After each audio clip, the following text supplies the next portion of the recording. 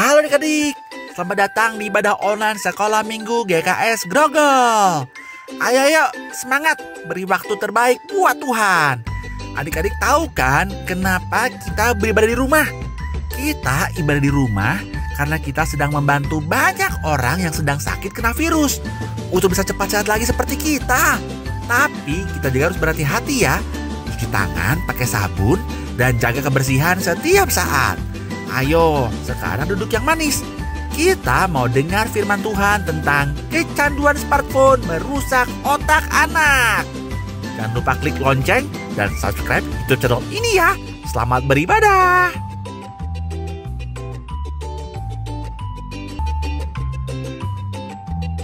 Shalom adik-adik. Shalom. Apa kabarnya? Baik. Ya, selalu baik ya karena Tuhan Yesus teramat baik buat kita.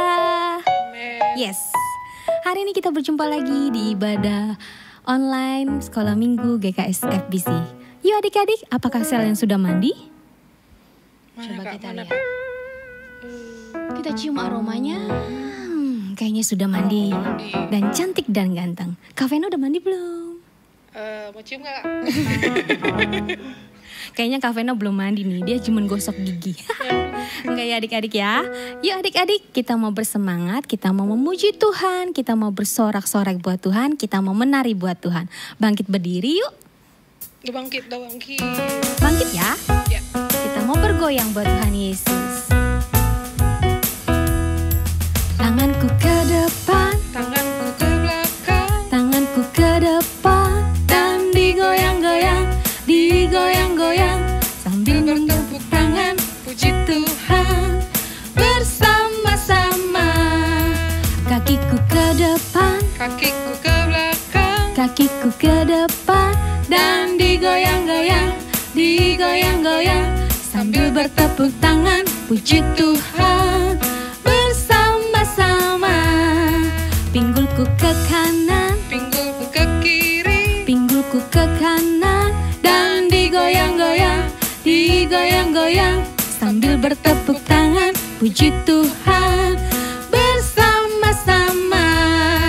Badanku ke depan, badanku ke belakang, badanku ke depan, dan melompat-lompat, melompat-lompat, sambil bertepuk tangan, puji Tuhan bersama-sama. Ih, Kak Vena gimana sih? Kan digoyang-goyang. Melompat-lompat dong. Oh, melompat. Kan kita udah ke depan, ke belakang, yang melompat-lompat. Oh, gitu. Bisa ulang gak, Kak? Ulang lagi. Oke. Adik-adik yang kompak ya, ikutin gaya kakak. Oke? Siap. Yuk. Yes. Pertama tangan, kedua kaki, ketiga pinggul, keempat kita melompat.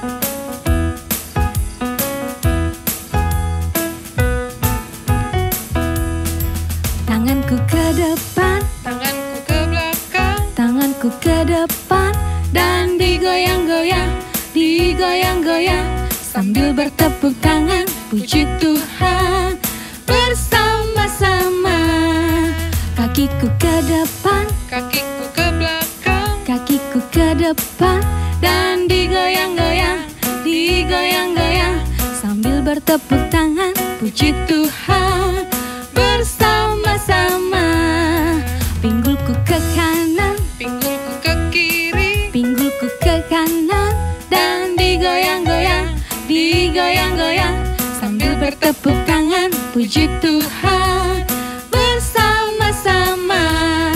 Badanku ke depan, Badanku ke belakang. badanku ke depan, dan melompat-lompat, melompat-lompat, sambil bertepuk tangan, puji Tuhan bersama-sama, bersama-sama, bersama-sama. Ya. Haleluya. Selamat mendengarkan firman Tuhan adik-adik. Semangat pagi adik-adik semua. Salam jumpa kembali. Semoga semua sehat, sejahtera dalam anugerah Tuhan Yesus. Senang kembali bisa berjumpa di udara lewat ibadah online di minggu pagi ini. Hari ini kita akan belajar satu hal secara singkat ya adik-adik. Namun sebelumnya mari kita berdoa dulu. Tuhan Yesus, oh Tuhan Yesus, kami hendak datang padamu, firman yang hidup. Kami hendak menyerap darimu ya Tuhan, akan firman-Mu, hingga kami bisa terus bertumbuh dalam kebenaran, dan kami bisa membedakan yang baik dan yang jahat, sesuai dengan hikmat darimu ya Tuhan, hingga kami bisa melakukan berbagai hal yang menyenangkan Engkau saja ya Tuhan. Tuhan, terima kasih, berfirmanlah ya Tuhan, kami siap mendengarkan. Bapa merahmati kami, dan dengan rahmat yang selalu baru setiap hari. Ya, anugerah Tuhan menjaga kami, dan penyertaan dari Roh Kudus bagi kami semua, dimanapun kami berada ya Tuhan. Terima kasih Tuhan, kami siap mendengarkan firman-Mu pada pagi siang hari ini. Haleluya, amin. Nah adik-adik, kita akan baca sepotong ayat ya dari Keluaran 4 mengenai Musa ya. Ini cerita sedikit mengenai Musa. Keluaran 4, di sini Tuhan bertanya kepada Musa. Ya. Tuhan berfirman kepadanya, apakah yang di tanganmu itu? Jawab Musa, tongkat. Nih, tongkat ya, adik-adik, tongkat. Firman Tuhan, lemparkanlah itu ke tanah. Dan ketika dilemparkannya ke tanah, maka tongkat itu menjadi ular, sehingga Musa lari meninggalkannya. Tapi firman Tuhan kepada Musa, ulurkan tanganmu dan peganglah ekornya. Musa mengulurkan tangannya, ditangkapnya ular itu, lalu menjadi tongkat di tangannya. Ya, itu ceritanya seperti itu adik-adik. Di tongkatnya, Tuhan suruh Musa lempar, jatuh ke tanah jadi ular.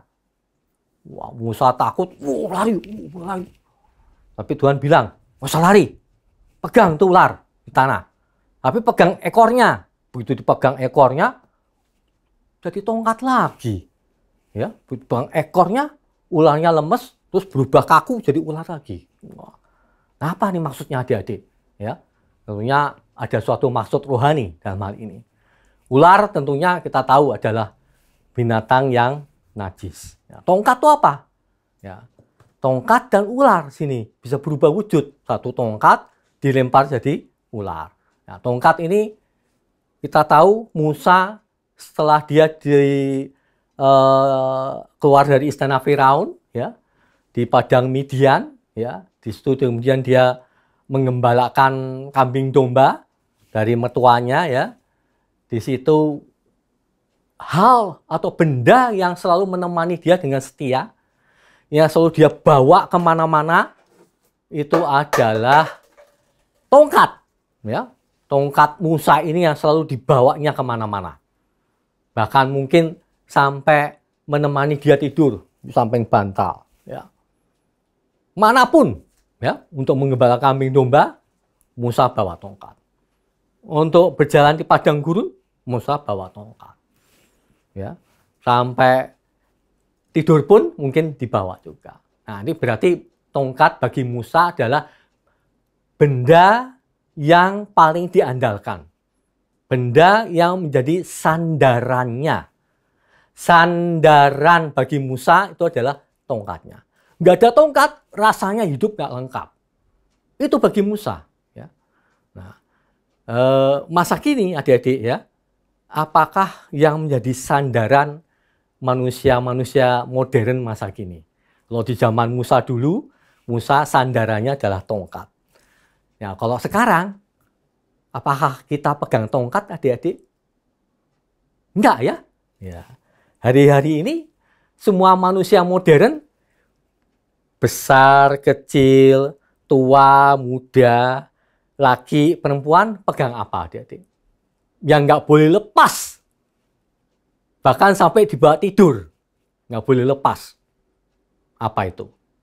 Yaitu smartphone, ya. Nah, ini.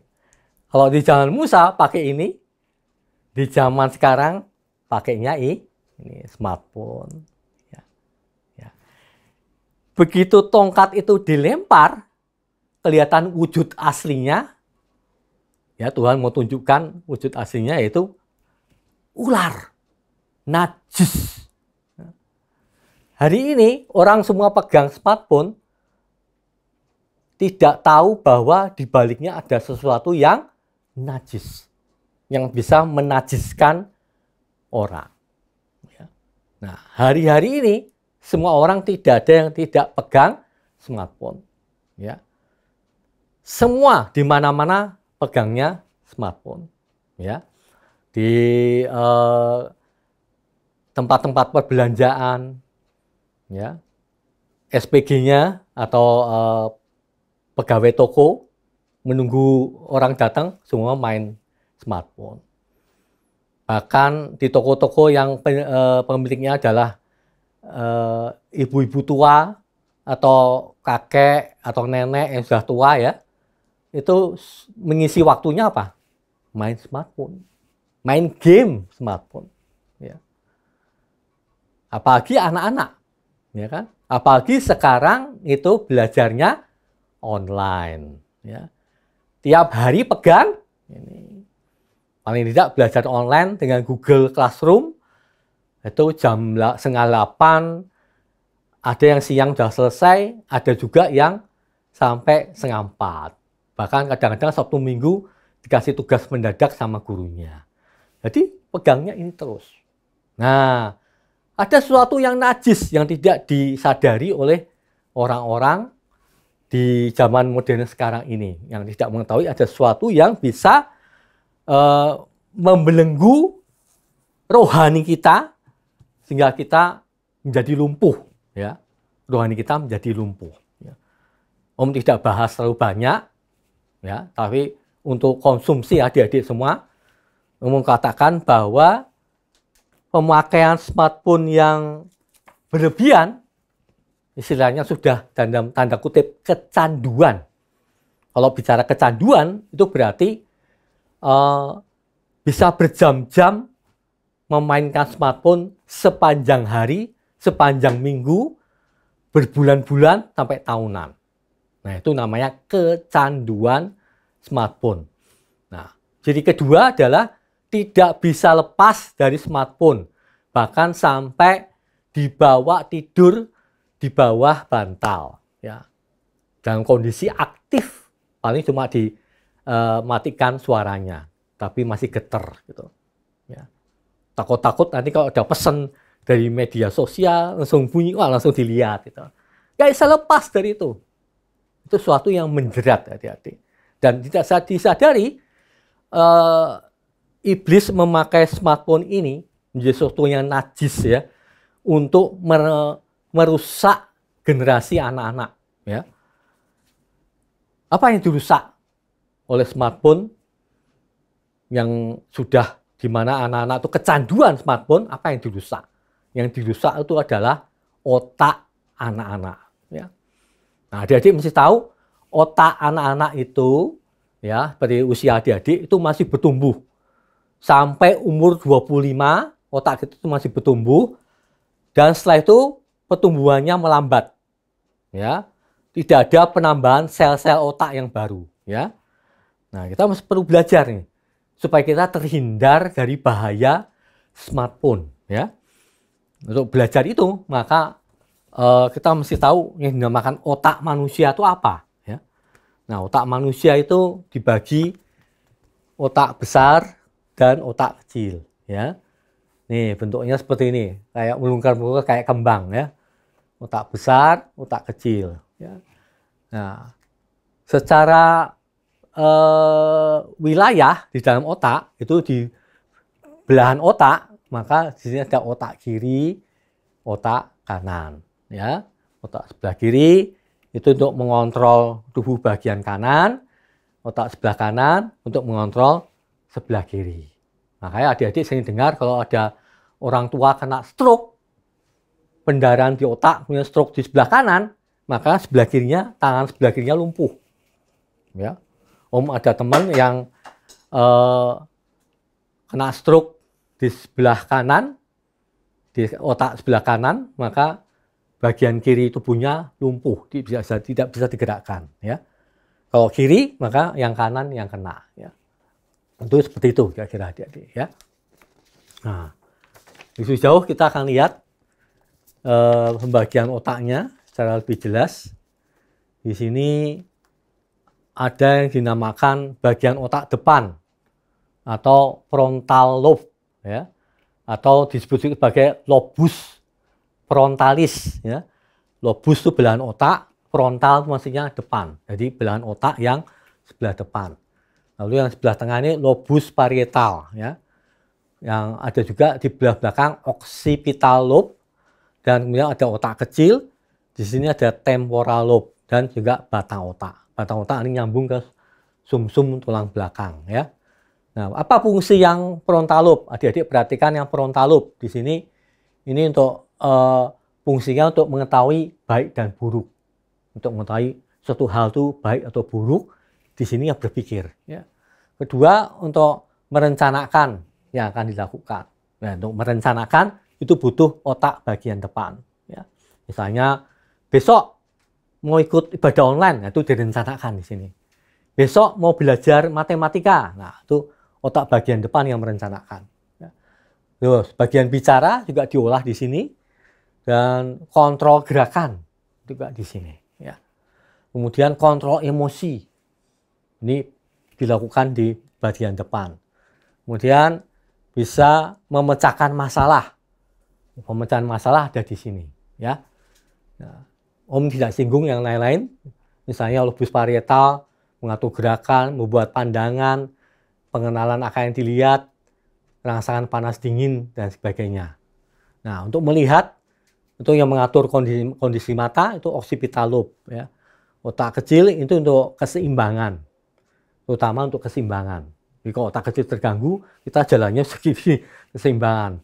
Misalnya kita meniti balok, latihan senam, meniti balok, itu butuh otak kecil. Ya. Nah, temporal lobe ini untuk memori.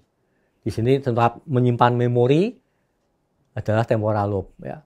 Nah, apa yang dimaksud dengan nanti kerusakan timbul di otak karena kecanduan smartphone? Itu yang dirusak adalah frontal lobe atau lobus frontalis, inilah yang dirusak ya, oleh karena kecanduan smartphone. Ya.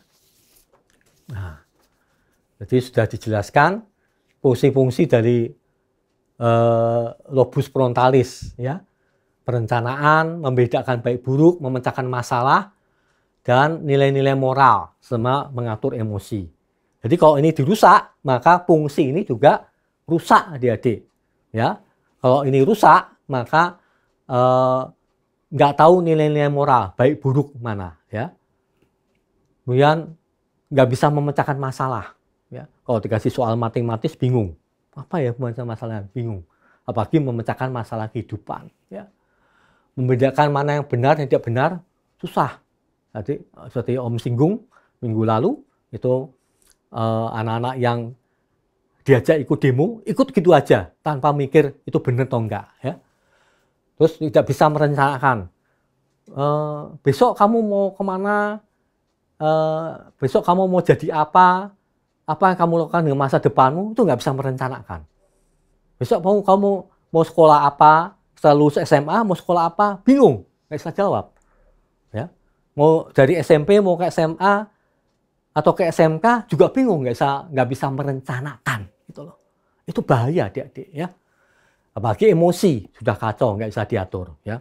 Gampang meledak, ini gampang marah. Ya. Nah. Ini cerita sedikit, para ahli sudah meneliti bahwa kerusakan otak karena kecanduan smartphone itu sama dengan kerusakan otak yang dialami oleh seorang yang bernama Phineas Gates. Phineas Gates ini seorang pekerja tambang, waktu masang bahan peledak, dia salah masang, terus meledak ya, ada sepotong besi yang terbang, nancep ke sini, nancep nembus kepalanya dari atas, nancep keluar di pipi sebelah sini, set gini keluar ke sini, gitu.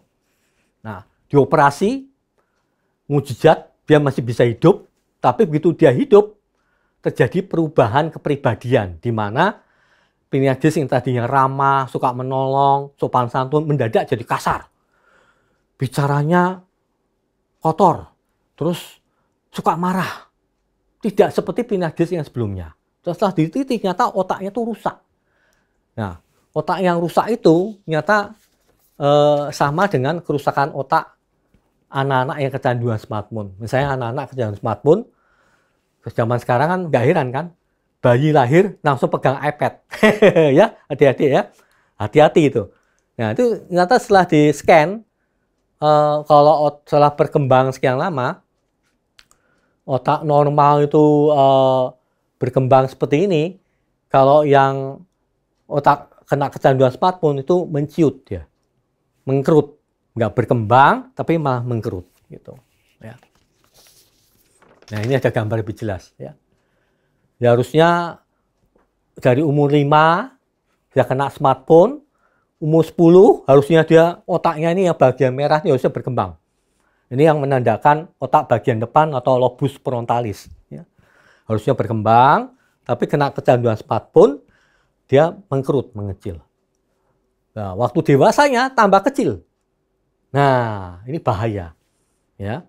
Nah, pangkalnya kenapa sih kok kecanduan smartphone bisa membuat otak bagian depan jadi rusak? Begini adik-adik, waktu kita main smartphone, ya, secara nggak sadar, misalnya main game, ya, main game.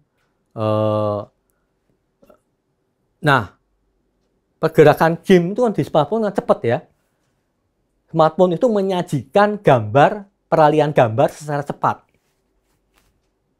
Nggak perlu nunggu. Langsung. Ya kan? Mencet WA langsung ada. Ya kan? Keluar langsung keluar. Mencet SMS ya ada langsung. Apa yang menonjol? Tidak perlu nunggu. Wah, seneng dong kita. Nggak perlu nunggu. Menunggu adalah pekerjaan yang paling membosankan. Nah, begitu anak dapat smartphone, dus. Nggak perlu nunggu. Nah, itu kalau terus-menerus terjadi, dan dia main game terus-menerus, di dalam otaknya tuh keluar yang namanya hormon dopamin. Ya. Hormon dopamin itu banjir. Karena dia sehari bisa main 5 jam, 8 jam main game, terus apalagi gamenya online. Seru ya. Mobile Legend, atau main anime, segala macam. Oh, seneng. Anak laki mainnya, jagoan lu mati, atau main avatar segala macam. Nah, begitu dia seneng, kan begitu seneng, apa yang bikin di hatinya seneng? Ada hormon dopamin di sini, di otak. Nah, hormon dopamin itu banyak sekali, sehingga otaknya banjir sama hormon dopamin. Begitu hormon dopamin itu banjir memenuhi otak bagian depan, hormon dopamin itu kan kimiawi sebetulnya, ada struktur kimia, ya, itu membuat struktur otak bagian depan yang masih lembek. Ini sini masih lembek. Waktu umur 0 sampai 25 itu masih lembek. Coba perhatikan waktu lahir, kalau bayi disentuh sini kan masih lembek, ya. Apalagi sini. Sini, ya. Masih lembek, masih berkembang, masih bertumbuh. Tapi karena kena hormon dopamin, itu sel-sel atau sel-sel otak bagian depannya itu kebanjiran hormon dopamin, dia terpengaruh. Tadinya maunya berkembang, karena kecelup dalam hormon dopamin, dia ciut. Nah, seperti ini tadi, menciut, karena dia kebanjiran hormon dopamin. Menciut. Ya. Hormon dopamin itu adalah hormon alamiah di dalam tubuh yang dihasilkan kalau kita melakukan aktivitas yang menyenangkan. Ya. Nonton TV, saya seneng kan? Nah, itu ada hormon dopamin. Tapi secukupnya. Kalau sudah berlebihan, apapun yang berlebihan itu akibatnya buruk.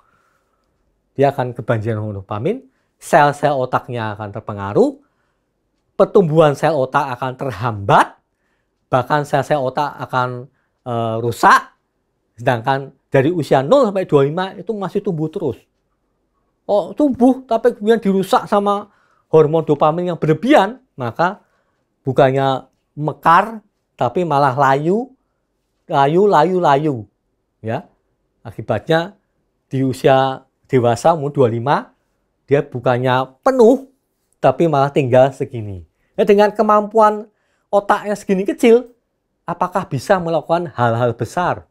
merencanakan, membedakan baik buruk, ya kan, mengontrol emosi dan lain-lain. Wah, itu nggak bisa, ya, adik-adik.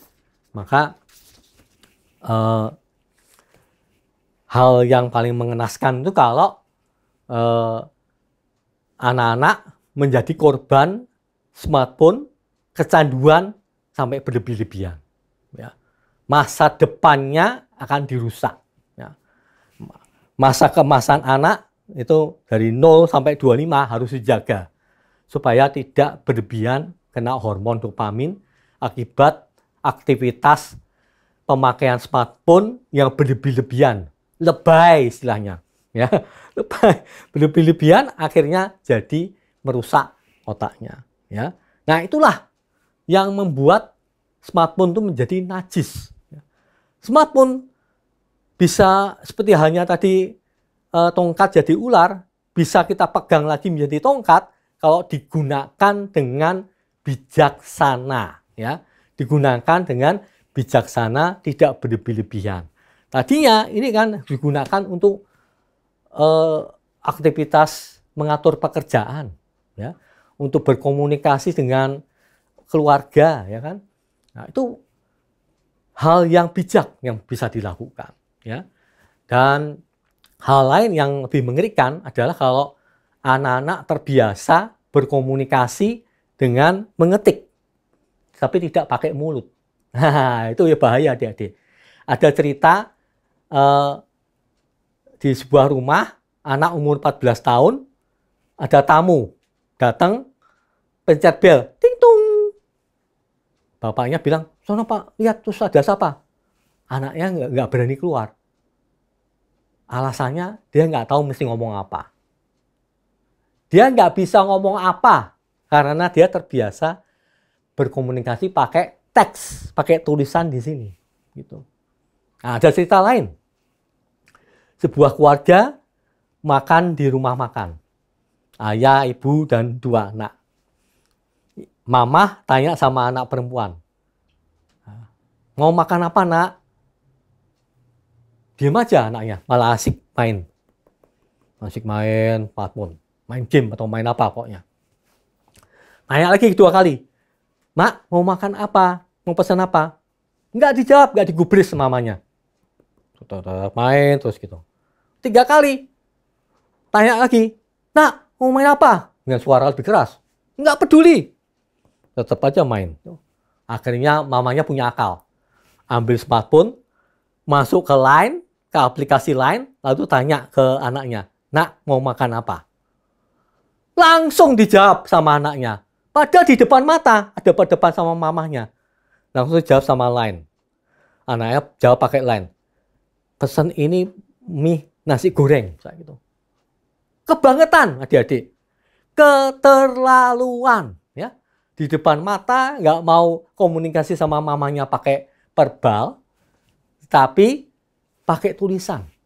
Nah, Om sekarang bilang, Om kan saya bekerja di pabrik ya. Kalau orang-orang seperti itu, anak-anak seperti itu nanti besar, kemudian kerja di pabrik, nggak bisa komunikasi dengan kata-kata, terus apa yang terjadi? Masa setiap kali komunikasi dengan ini, dengan WA, dengan Line, dengan Instagram, kan nggak mungkin.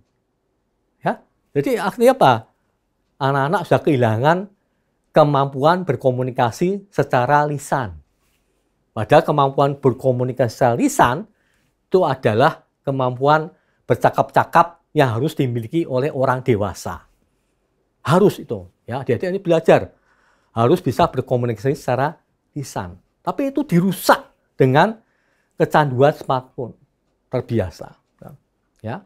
Dan juga terbiasa mendapatkan apa yang diinginkan.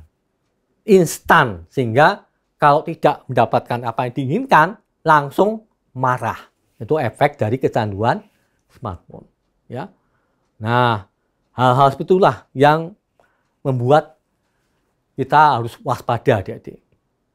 Belajar online pakai ini is okay. Tapi harus dibatasi pemakaian smartphone untuk hal-hal seperti game, main game, dan segala sesuatunya itu harus dibatasi. Om ada contoh seorang teman yang sangat memperhatikan nasib anak-anaknya kalau kena smartphone, kecanduan smartphone. Ya, caranya gimana? Senin sampai Jumat itu smartphone diambil sama papahnya, nggak boleh main, pokoknya mesti belajar. Ya. Terus Sabtu baru dikasih. Itu sebelum COVID, adik-adik, sebelum pandemi. Nah, sekarang setelah pandemi ya mau nggak mau harus ada smartphone untuk belajar online. Tapi setelah selesai online, ambil lagi. Bapaknya langsung ambil lagi, simpan lagi. Nanti kalau besok online lagi, baru dikasih lagi. Ya, itu demi kebaikan adik-adik semua supaya tidak kecanduan smartphone. Ingat sekali lagi, kecanduan smartphone merusak otak bagian depan karena hormon dopamin yang berlebihan, dan kerusakan otak bagian depan akan merusak masa depan adik-adik semua. Sehingga tadinya adik-adik adalah orang-orang Kristen, anak-anak Bapak surga yang seharusnya bisa menjadi saksi-saksinya, akhirnya menjadi rusak masa depannya karena kecanduan smartphone. Kelihatannya sepele, tetapi itu sangat menentukan masa depan adik-adik semua. Jadilah anak-anak yang taat. Kalau dibatasi pemakaian smartphone-nya oleh orang tua, jangan marah, jangan kesal. Karena itu semua untuk kebaikan adik-adik semua. Orang tua memikirkan masa depan adik-adik semua, supaya masa depan adik semua tidak sampai dirampas oleh si iblis yang memakai smartphone yang dipakai berlebihan oleh anak-anak semua. Mereka semua rusak masa depannya. Hati-hati adik-adik ya.